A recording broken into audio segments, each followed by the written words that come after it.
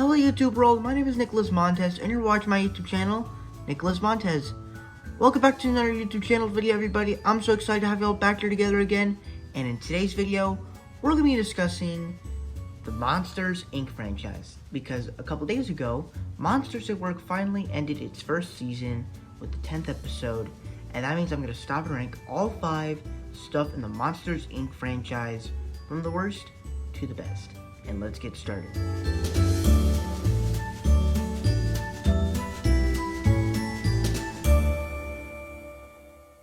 Okay, so hear me out. I was excited for Monsters at Work. When I heard about it, I was like, we need to get this now. Because I feel like all these Disney Plus shows were just going to be great. They were going to be all-time classics. And I guess the first 2 episodes and the last episode were really the only episodes that kind of won it for me. Every other episode was just fine. And I don't really think this series worked for me. The whole story of it just went back and forth with all these weird plot lines. There's just some episodes that just felt so weird. And there are some characters that I did like coming back, like the adorable snowman. I wish we could have gotten Boo to come back, because I really wanted to see what that scene would be like. But like I said, this isn't just about Mike and Sully anymore. This is about Tyler Tuskman, because you're focusing on a new character. But overall, this is my least favorite of the Monsters, Inc. franchise. So for me, it comes in last place, unfortunately.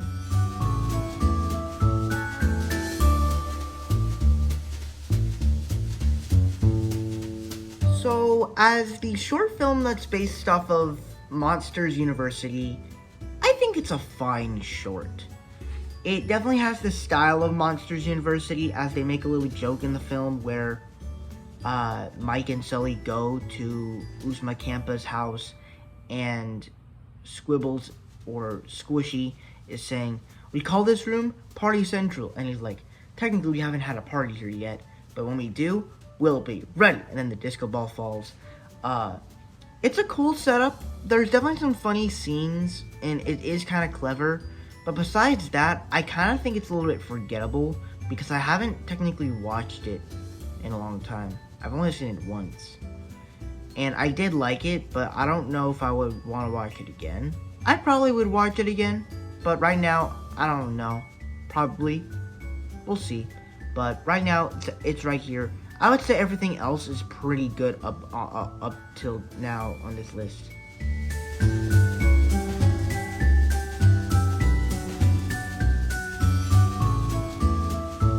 Okay, so I don't think that this is the best Pixar film, but I do think that it's a good somewhat prequel to Monsters, Inc.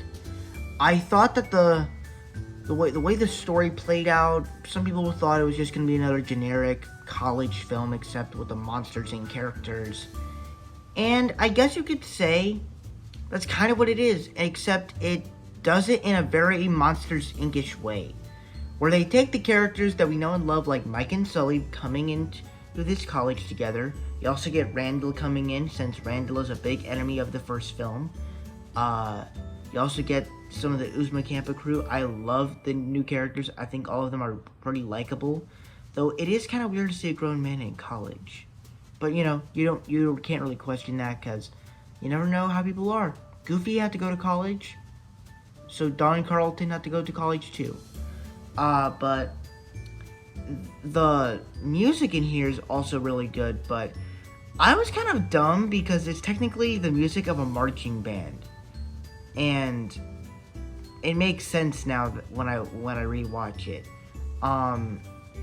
And the way the story goes is just, it's kind of intriguing, as the theme of the movie is kind of like it's okay to fail. Like, I kind of like that theme. And the animation is just colorful. I kind of like how Sully, like his hair, he like looks younger, how he's in high school. And it's just a little funny detail that they put in the film. And then there are some continuity errors with Abominable Snowman coming into the mailroom, but that makes sense in Monsters at Work. So that makes sense.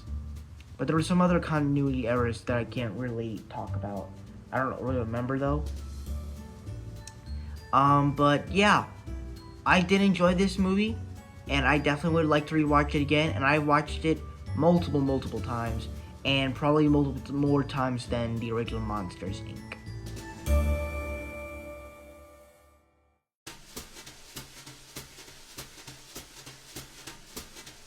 Now, this was, as the short is based off of Monsters, Inc., this is the short film that I think does the right job of balancing the classicness of the film and balancing the originalness of this short. Where Mike gets this new car, Sully is messing around with it, and Mike gets busted up in it. And it is just hilarious, it's super funny, and it's just glorious, and I love it. It just has that humor style of Monsters, Inc. that I just love. So that's why it's at number 2, but it couldn't make it number 1 because the number 1 is pretty legendary for this franchise.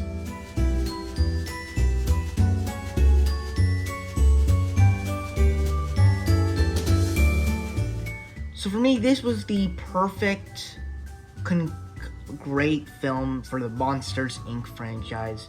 First off, the original story of it, as you have these two monsters that they're not out to harm children. They just need to scare them so that way they could power their city, so that they could put power in their city. And it's a clever plot line. The villains, Randall and Mr. Waternoose, it actually makes for an interesting plot line that they're using these scream extractors to do it to kids so that way they can get more screen power.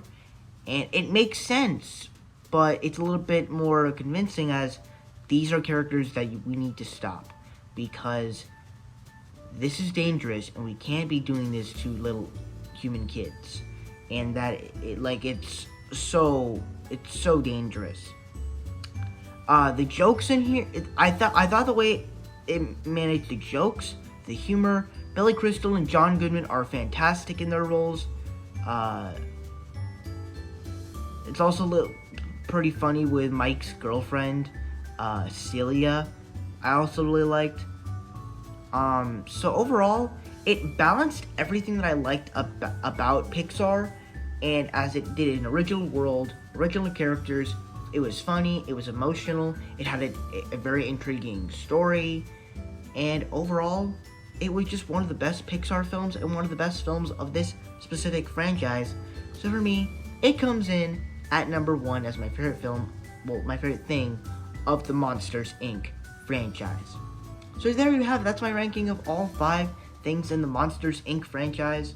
Thank you guys so much for watching. I hope you enjoyed. Don't forget to like, comment, and subscribe. My Instagram is Marvel6 and my TikTok is MarvelFan. If you guys don't understand those names, head to my back section to follow me on all social medias. I'm also on Letterboxd.